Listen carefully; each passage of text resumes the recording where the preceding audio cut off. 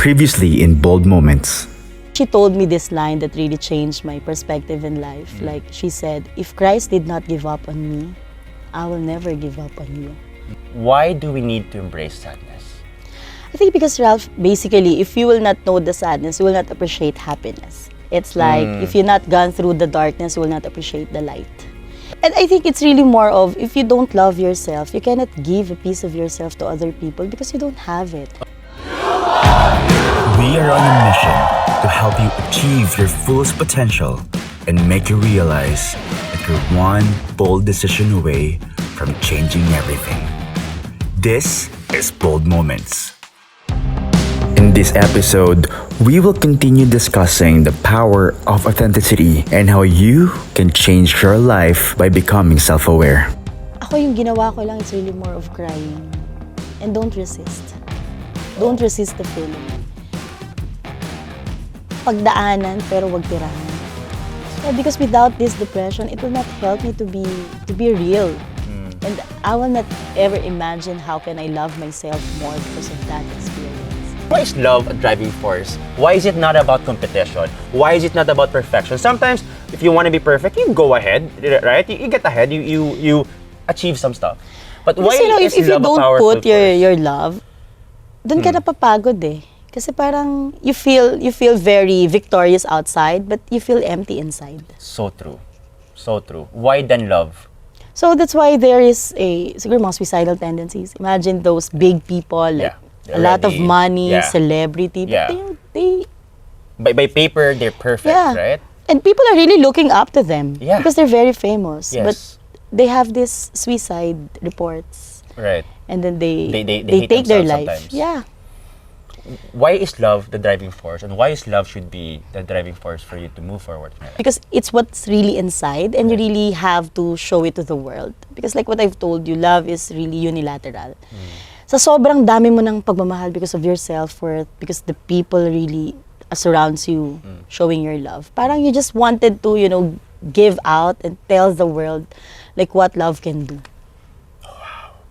Because love, if you have full that in yourself, wala ka namang ibang gagawin kundi show it to others. That's where your passion works. That's why your causes works. True, because when fear dictates, it pulls you down. Yes. There's so much people to you want to be happy. Yes, but because you keep on telling to you keep on proving your worth to other proving people. your worth. It's when, so I'm gonna conclude that it's when you're at the point of you don't have anything to prove that you become successful. Yes. And that's very powerful. And I hope every kid or someone who's out of college and who wants to prove himself, like I want to be that type of guy right there who's who's popular on Instagram and it's all of the likes, or maybe someone who's being in the TV and having all of these interviews. I want to be that guy, and that's perfection sometimes, right? Yes. They can be them, but you can be you. Yes, definitely. And love is you. Yes, and I think it's really more of like all these experiences that you've, going through, all the pain, all the anger and sad. I think it's really more of opening doors for you to, give your time to God and surrender. Wow. How did you encounter God? But it's on my lowest moment. Because during the time, I don't have any choice but, talk to Him. So wala ka nang makausap, ayaw mo nang kausap. So it's always, And then a friend of mine posted the feast schedule. So parang, okay, Brother Bo Sanchez is really a good speaker. But, parang I really wanted to give it a try so that I can have a new perspective. Right. So I went there, not with Brother Bo schedule, but with Brother Alvin Barcelona. And that feeling na parang kinakausap ka niya, but he's actually addressing the crowd and preaching you. Mind you, that time talaga parang he's talking about surrendering all your worries to God. Right. Na parang kahit ano yung flaws mo, He will still love you. All you have to do is, talk to Him. Right.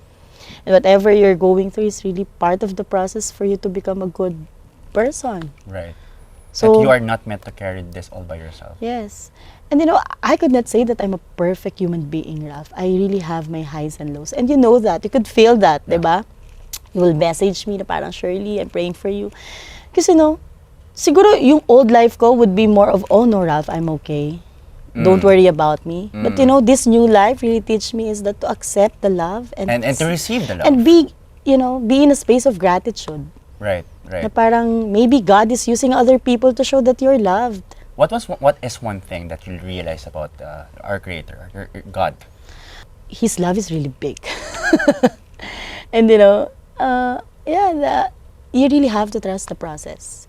Kasi minsan, yung proseso na gusto mo, pag nakikita mo na parang sobrang hirap kuhanin, lahat ginawa mo na, pero hindi pa rin binibigay sa'yo yung gusto mo. You really have to surrender because, trusting God is really difficult. And how was it before and after? Actually, I'm still working on it. Like parang, I like that answer. It's so real. Oo. I'm really working on it. May mga dasal pa rin ako ngayon na hindi pa niya binibigay. But, May abang listahan, Lord, ano nangyari dito? Parang I keep on telling myself na, baka kasi sa part na to lumalabang ka pa rin. So you really have to trust the process. And sometimes God doesn't give you what you want. Yes. God gives you what you deserve. Yes. God has a bigger plan. Even if it's so painful, the journey is so painful, there's a lot of anxieties, there's a lot of fears. And that is, I think, what's powerful here is that we can now realize pain, we try to avoid it. Diba? Yes. Pain, we try to I hope I don't get to suffer too long. And This is resist. so hard, this is so sad. But pain is a gift. That's true. Pain is it's a powerful molder. It makes you more humble. Yes, yes. It makes you realize what's important, what's essential, which people to love. Someone is going through right now what you went through 2 years ago. Very dark space. They don't know how to get out of it. Now that you're armed, now that you're equipped, now that you're better, and you're not even super healed yet, and you know that, right? Maybe because I'm more of aware. I love that answer. So you're more aware, and that becomes like a way for you to help navigate Yes. moving forward. What can you suggest? What is the steps that you can suggest for a person who's going through depression right now? How can they go through it? Ako yung ginawa ko lang, it's really more of crying. And don't resist. Don't resist the feeling. Pagdaanan, pero wag tirahan. Kasi when you cry, it would really help you to unload those feelings. And sometimes yun yung ina-avoid natin eh. Paiyak ka pa lang, okay na ako. Diba? And I think my mentor told me that when you cry, you're actually helping yourself to clear those unclear visions. It would help you to see your goal. Right. It would help you to see how beautiful life is if you just, cry. And, don't mind those people. Because, at the end of the day, what matters is you. It's not about them, it's all about you. And make this opportunity to really talk to God or whoever yung pinaniniwalaan mong creator. Can be universe, can be whoever. No? And just, try to connect. Kasi like what you've said, pain is a great tool for you to connect with your source. Right. That's what really happened to me. And from there, I begin to, see people who loves me. That during the time of these low moments, God is using people to give you unconditional love that you don't expect.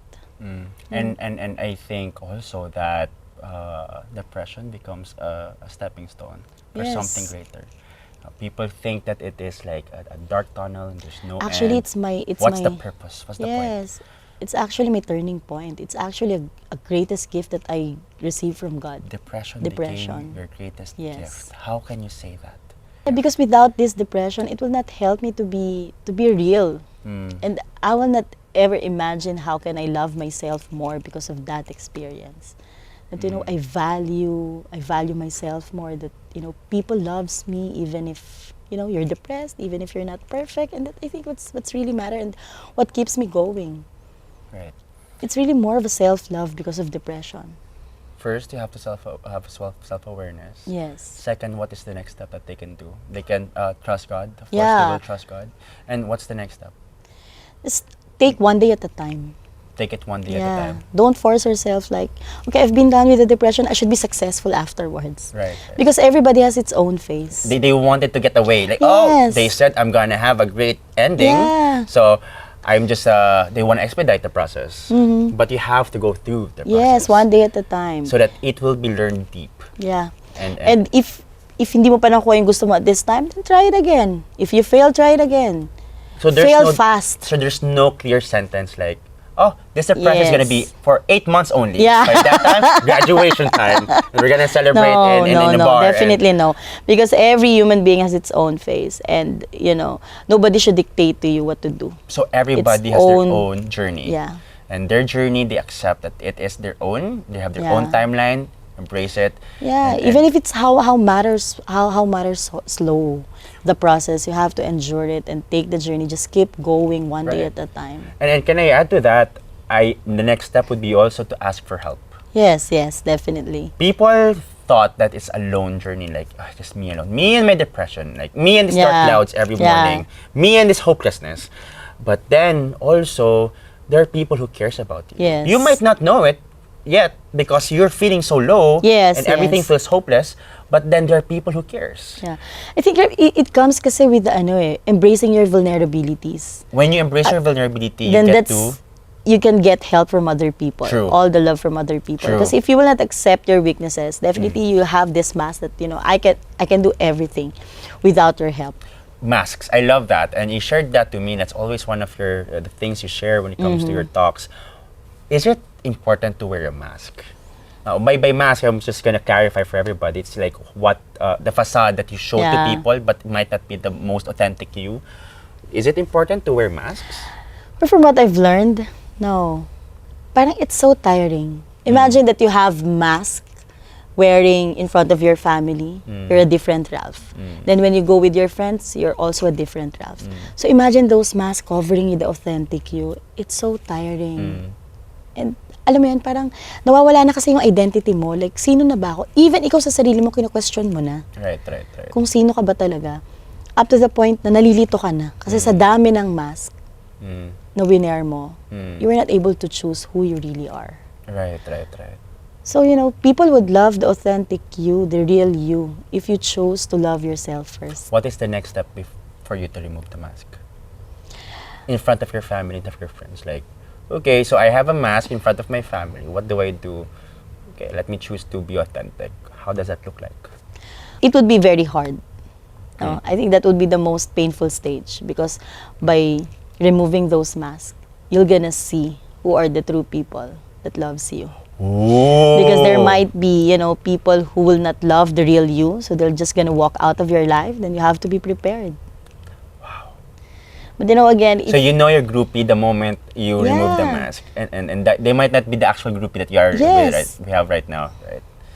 so it might be very difficult for you to process. But again, removing mask also means loving your authentic self. Yes. Like parang whatever they say, you will care but not that much. You love them but not that much. Kasi you will choose to love yourself. Love yourself first. Yeah. Isn't that a wonderful thing to truly, fully Yes. be zeroing in on taking care of yourself? Because you cannot give what you don't Have. have. Agree. What is one line, one advice that has stayed with you for the longest time throughout this journey that's never left you? That God loves me. Mm-hmm. And keep going. Yeah. Because That's life is very powerful. Yeah, because life is created to be, up and down. Right. So all you have to do is, just ride it and feel it. In NBU, I shared, diba, the song, hindi lang natin tinuloy because sabi ko, masyadong perfect ang voice natin. The warrior is a Yeah. child. Yes. That you show up every day, even though napapagod ka na, even though you're tired, even though it's painful, you show up every day, you stumble down, and then you stand up every day. And then all this time, people don't realize, even though what facade, even what strength or bravery or boldness you show to other people, how you thought you carried it all, that if you, I got it. Yeah. The warrior is Is still a a child, and that warrior is God's child. Yes. I love that line. By I the way. totally love that. agree. Connect, and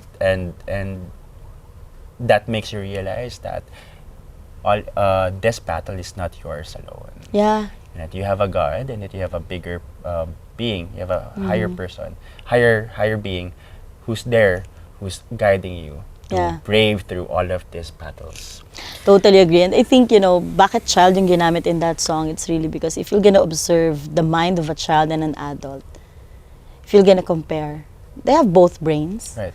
But children are innocent. They True. don't give any fucking shit of what other people tell them. True. They'll just go. They just go. Yeah. So maybe They're like that. sponge. Yeah. Yeah. So I think it's really more of kung sino man dito yung perfect example for self-love. Just look at your children because they are. They even say the most craziest word. Na Ideas, parang ikaw right. as a parent, ikaw pa yung natatakot. Na parang they're just gonna say in public like, ang baho. And they really True. don't care of, what other people think. And, Ralph, if you can imagine that kind of world, that, Right. having Right. that authentic self. Right. I love this, by the way, discussion very much. I think we were able to dig in a very, very deep hole. And I truly wish that this could be of use to our Yes. viewers and people who are watching us right now. My next question is, NBU, we're both part Ooh, of exciting. NBU and all of this movement that we are building right Yes. now. Exciting. There's so much things ahead. Why do you think we need to reimagine education in your own point of view? Because, you cannot box people. Hindi mo sila pwedeng ikulong just because ito lang yung sinasabi ng society. Right. And ang dami nang nangyayari ngayon. The kids are really intelligent. Right. Magbibigla ka na lang, magugulat ka na lang on how they think. Right. So, yeah, I think kailangan nating sabayan yung ganong klase ng development that's really happening in the society. And also, this skill that you've learned about being resilient in life and thriving in life amidst chaos Yes. is something that should be integrated as Yes, well totally in the agree. school. Self-resilience, that's right. Ngayon mo lang ito natutunan. When you're Yes. already an adult, and it could have done so much so much, and you were maybe able to go through this with more awareness, Yeah. but you learn through it the hard way. But what if in a school, a better version of a school will be about equipping a human being how to thrive in difficult times? Yes, that's really wonderful, Ralph. And I think that's what NB is all about. And it's about making these people not always happy, but always real to Yes. themselves. That's really I like nice. that very much. Last question. How do you define being bold? Oh, being bold is really being authentic, I guess. Yeah, being the true you. Like whatever happened. Like in any way that what society you belong. Right? And Being what bold. opinion of Yeah, and what other people say to you. Being bold is being you. being you. Yeah. I love that. Being bold is being you. How can people find you? Right now, I think a lot of people was able to relate. We were able to share very powerful lines and very powerful stories. How can people find you if they want to, discuss? Yeah, they with can you they can just reach me through private message to my Facebook account. It's Shirlie Alicante, and also my 4 online stores. Oh, what are your online stores, by the way? Okay, I have the first online store is TheNewBeginnings. Right. So, alam mo na yung reason bakit The New See, Beginning. nag-pain ka lang, nagkaroon ka lang ng problema, Yes. nagkaroon ka ng negosyo. That's right. Oh, why Actually, not?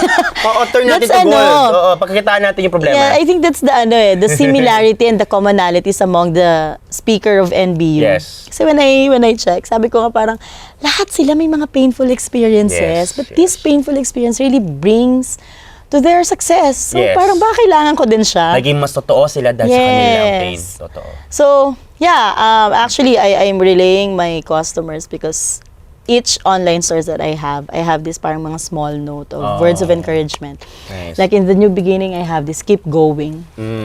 Keep going. So, and then, that's actually a fashion accessory store, online store.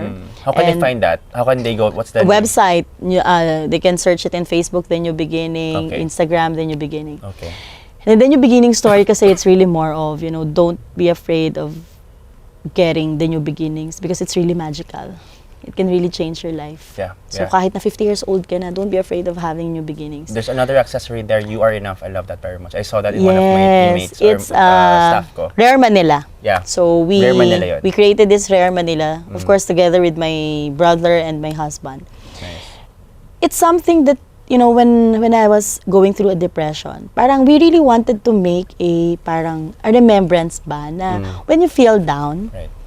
you have something that, that can remind you that you matter. Right.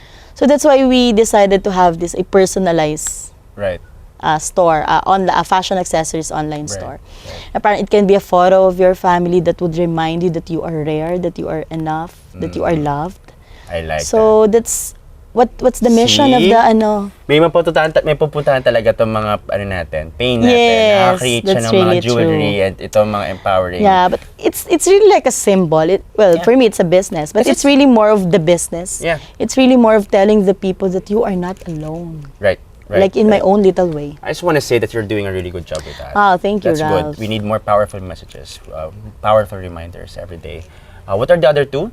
The other two is Love Olivia. That's also an online accessory shop which I designed personally. Okay, nice. And then the other one is Dress Shop. It's Wear Sophia, celebrating all kinds of curves. Oh, I love that. Yeah. Kasi people tend to be so skinny Right. na parang they don't love their body kasi, Yeah. you know, again, the norms and the society really dictates what's really sexy. But in Wear Sophia, we would really love to, you know, tell people that whatever curves that you have to celebrate it. True. I love that all of these brands has a positive Yes. impact to other people. Hindi lang siya Because negosyo. of pain. Because of Yes. pain. Pain can bring you to many places Yes. if you know how to look at it properly. And it can bring you money. Amen. Shirley, this has been a wonderful talk. You were amazing. Thank And you, Ralph, for thank you having me here. No, it's my honor. Thank you for sharing. You being vulnerable is already a powerful thing. I think when you get to be open and get to be okay with what you went through, people get to learn from that. And that's what Yes, what you amen. did this afternoon. Thank you very much. Thank you. I'm happy to help.